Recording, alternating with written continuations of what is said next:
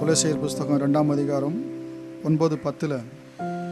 ஏனென்றால் தேவத்துவத்தின் பரிபூரணம் எல்லாம் சரீரப்பிரகாரமாக அவருக்குள் வாசமாக இருக்கிறது. மேலும் சகல துரைத்தனத்துக்கும் அதிகாரத்துக்கும் தலைவராயிருக்கிற அவருக்குள் நீங்கள் பரிபூரணம் உள்ளவர்களாய் இருக்கிறீர்கள். தேவத்துவத்தின் பரிபூரணம் எல்லாம் சரீரப்பிரகாரமாக அவருக்குள்ளே வாசமாக இருக்கிறது. கிறிஸ்துவுக்குள்ளே நமக்கு வேண்டிய எல்லாவற்றையும் தேவன் கொண்டு வந்து வைத்திருக்கிறார். ஆவிக்கும் ஆத்துமாவுக்கும் சரீர வாழ்க்கைக்கும் வேண்டிய அனைத்தும் நமக்கு கிறிஸ்துவுக்குள் வாசமாக இருக்கிறது.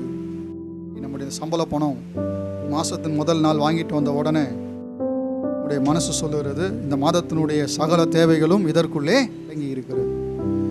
அது குறைஞ்சிருந்ததுன்னா கவலை வருது, அதிகமாக இருந்ததுன்னா சந்தோஷம் வருது. ஆனால் பணம் எல்லாத்தையும் சந்திச்சிடாது. பணத்தினால் வாங்க முடியாத நிறைய விஷயங்கள் இருக்கிறது. சந்தோஷம், சமாதானம், நம்பிக்கை, தைரியம், ரட்சிப்பு, இளைப்பாறுதல், ஆறுதல், பலன், சுகம். தேவத்துவத்தின் பரிபூரணம். என்ன தேவத்துவம்? தேவத்துவத்தின் பரிபூரணம். மனுஷனாக நடந்து கொள்ளாமல் இருந்தா என்ன சொல்றோம்? அவங்கள பார்த்து நீ எல்லாம் மனுஷனா அப்படின்னு கேட்குறோம். கொஞ்சம் கூட மனுஷிகத்தனமே இல்லையே, கொஞ்சம் கூட மனுஷத்துவமே இல்லையே. ஒரு மனுஷனா இப்படி இருக்கணுங்க, மனுஷனாவே இல்லையே. நல்லவனா இருக்க வேண்டாம், மனுஷனாவது இரு சொல்றதை கேள்விப்பட்டிருக்கிறோம்.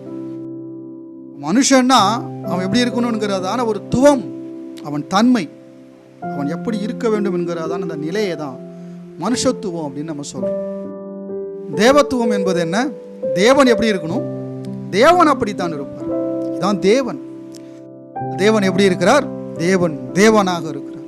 மனுஷத்துவம்னா அவனுக்குள்ளிருந்து வெளிப்பட வேண்டியவைகள் தான் மனுஷத்துவம். தேவத்துவம் என்றால் என்ன? அவருக்குள்ளிருந்து வெளிப்பட வேண்டியவைகள் தான் தேவத்துவம். தெய்வீக அந்த துவத்தில் சகலமும் இருக்கிறது.